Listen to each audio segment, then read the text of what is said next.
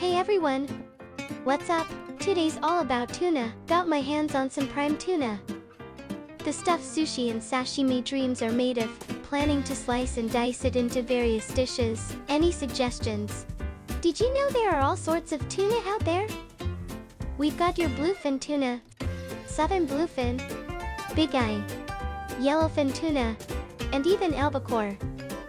Tuna's not just one fish, it's a whole family. You know, all types of tuna are delicious, but the bluefin tuna? That's like the VIP, top-tier stuff. It's so rare and prized. They call it the black diamond. Back in the Edo period, they had tuna too, but it was super fragile. So people didn't really eat it. They were just like, yeah, let's turn it into compost or something. But check this out, in the latter half of the Edo period, the shogunate cracked down on luxury. Suddenly, that cheap tuna nobody cared about became all the rage. They figured out ways to make it last longer, like soaking it in soy sauce. And boom, instant hit. Alrighty folks, today we're gonna tackle some tuna, and what we've got here is the yellowfin tuna, you know, the kind you often find in tuna cans and stuff. Hey, looks like the back is a bit scraped off, huh? And the fin is really huge. To start cooking, first, we're gonna break down this tuna, since it's big and a bit of a hassle to work with. We'll chop off the tail and head, for cutting through the tough bones. This deba knife is your best bet.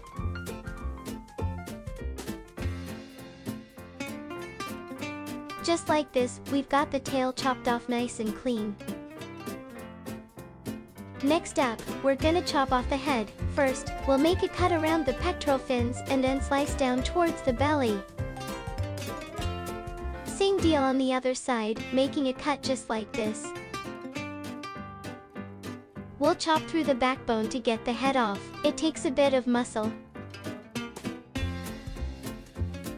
but we managed to get it off somehow. The belly of the yellowfin tuna is cut open. Now we have completely separated the head from the internal organs. There are some cartoons that offer the head to the gods, but I don't want it. Next, we're gonna break down the yellowfin tuna into 3 pieces. We'll slide the knife from the belly side up to the backbone. Once we reach the backbone, you'll feel the blade hitting the bone. We'll start by inserting the deba knife around the backbone and separating it from the flesh. Just like before, once you reach the backbone, you'll feel the blade hitting the bone. Once you've managed to get the blade in from both the belly and back sides up to the backbone, you'll start cutting horizontally. It's a bit of a challenge since the fish is big, but we managed to separate it just like this. You can see this part here is the backbone. We'll also trim off the meat around the belly bones. After cutting it, I'm gonna soak one side in a saltwater ice bath to get rid of that fishy smell. By doing this, the salt water draws out the smell, making it taste delicious when we eat it. Same deal on the other side. We'll break it down into 3 pieces. Make sure to use a sharp knife, or it'll be a hassle, so watch out for that. So now we've got 2 halves and 3 pieces from the backbone. Let's soak this side in the same way we did before, in well-chilled salt water.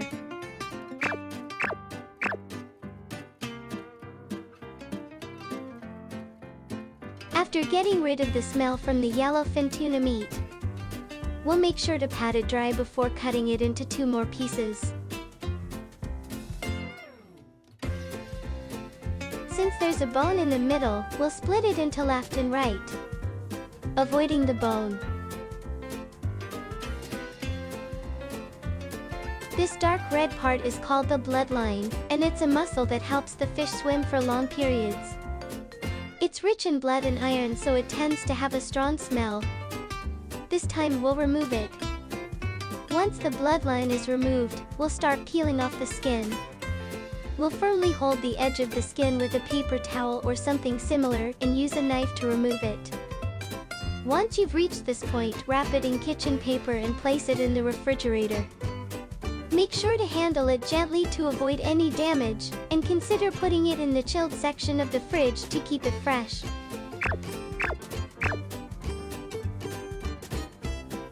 Alright, now that the tuna's been chilled and aged, it's time to get cooking. Here are the dishes we'll be making this time. This time, we're making tuna and avocado dressed with salted kelp. Tuna natto, soy marinated tuna sushi and minced tuna and green onions. For soy marinated tuna sushi, I've also got an alternative menu prepared. Let's start with tuna and avocado dressed with salted kelp. Here are the ingredients: 0.5 pound tuna, 2 avocados, 2 pins of salted kelp, 1.5 tablespoons of sesame oil, 1.5 tablespoons of soy sauce, 0.5 tablespoons of sesame seeds, a suitable amount of grated garlic, 1 teaspoon of chicken powder. First, you want to slice up the tuna into bite-sized pieces. I've cut him a bit larger this time, but feel free to chop him smaller if you like. Once you're done slicing, go ahead and plate the tuna.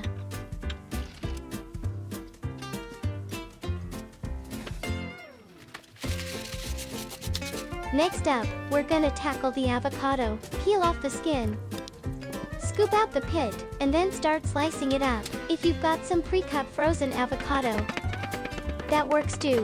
Chop up the avocado into smaller pieces so it mixes well with the tuna. We're gonna turn the avocado into a sauce. First, transfer it to another container and sprinkle some salted kelp on top. Then pour in some soy sauce and add a splash of sesame oil. Toss in some grated garlic and a bit of chicken powder. Once you've added all the seasonings, give it a good mix. And there you have it, your avocado sauce is ready to roll. Just drizzle the sauce over the tuna we prepped earlier, and you're good to go. In Japan, we sometimes eat avocado as sashimi, so mixing it with tuna and soy sauce is really a great combo.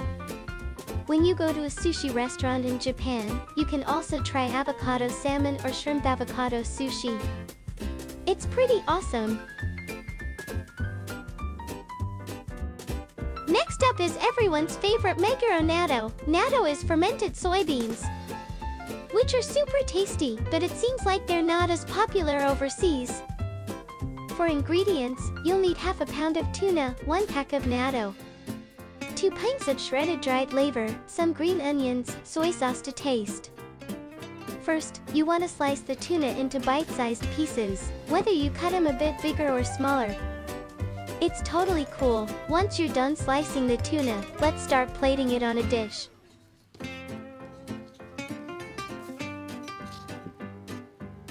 Next up, let's get the natto ready. Looks pretty tasty, huh? We'll add some soy sauce to the natto, since this time the pack comes with sauce. We'll pour that in. Once it's all in, give it a good mix. According to some research, they use taste sensors to figure out how much mixing makes it taste the best. It seems like after about 400 stirs, the flavor peaks. The stickiness in natto comes from a lot of umami component called glutamic acid. And by mixing it, you can feel the flavor even more. Glutamic acid is found in stuff like tomatoes, prosciutto, and cheese.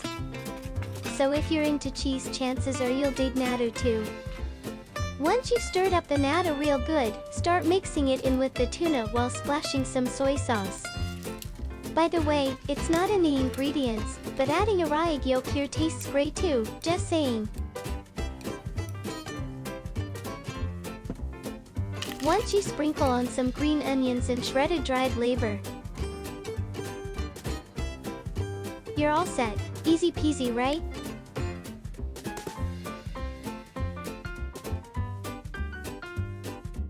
The third menu item is soy marinated tuna sushi. We're gonna show you how to make it the usual way, and also with some alternative ingredients.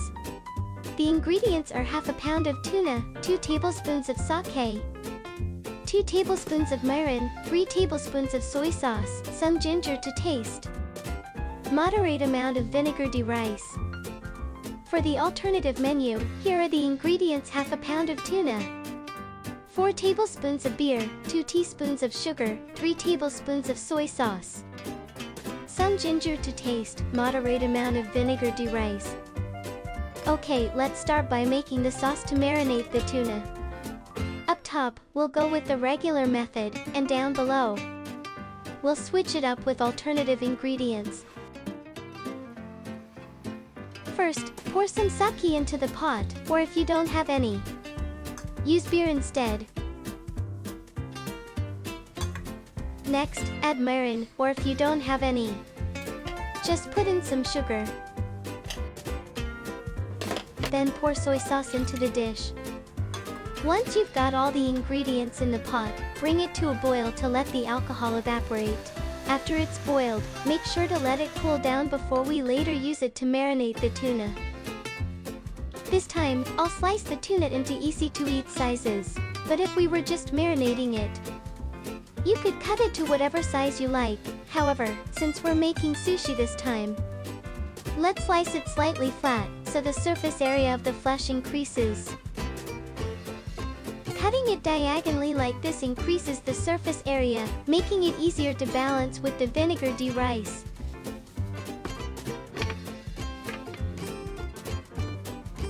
Arrange the sliced tuna in a slightly deep dish. Once you're done arranging, drizzle the sauce we made earlier over it, then cover it with plastic wrap and let it chill in the refrigerator for a while. As for marinating time, you can go as short as 10 minutes if you're in a hurry.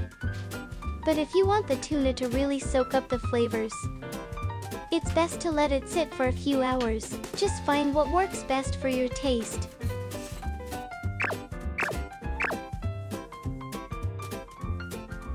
So it's been about an hour of marinating. Let's see how it turned out. First up, we have the tuna marinated using the traditional method.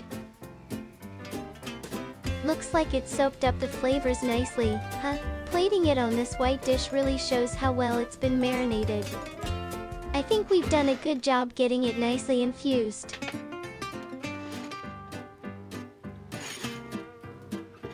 Now, here's the marinade made with alternative ingredients. Let's see how it turned out. Shall we? It looks like it's marinated just as well as the previous one. Doesn't it? Looks deliciously done. What do you think? It's not that difficult, right? It's delicious just as it is. But this time we're going to take it a step further and turn it into sushi. For the sushi rice and how to shape it, I'll talk about it in another video. But to explain it super quickly, you just prepare the vinegar de rice. Shape it into bite-sized pieces, and then top it with slices of fish. This time, we'll place the marinated tuna, prepared into bite-sized pieces, on top of the vinegar de rice. We'll make 3 pieces of sushi using the traditional method and prepare 3 more using alternative ingredients. Ginger goes really well with the marinade, so I've prepared some ginger. And I'm going to slice it into thin, elongated pieces like this. In Japan, they call it needle ginger because it resembles a needle in shape. We'll top the sushi with needle ginger, and it's ready to serve.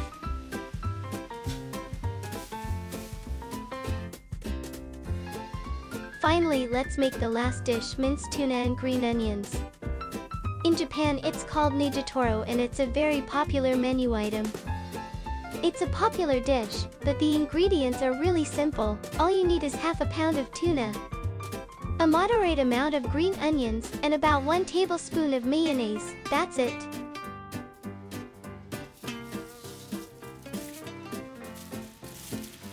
Sure, first we're gonna start by cutting the tuna. After that, we'll chop it up finer, so feel free to cut it into whatever size you like.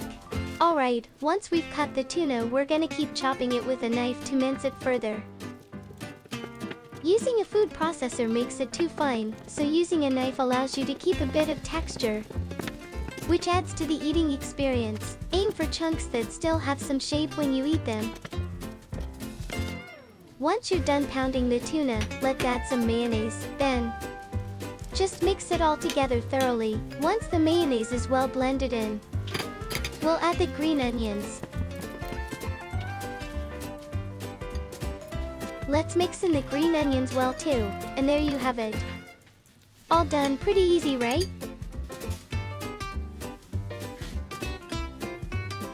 It's delicious just as it is, but I decided to turn it into sushi too.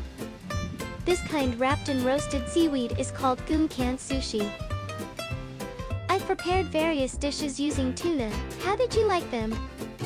I think it would also be tasty if we try making them with salmon instead of tuna. There are also some easy to make dishes, so please give them a try. And let me know what you think after you've tasted them. If you enjoyed this video, please like and subscribe to the channel. See you next time in our next video.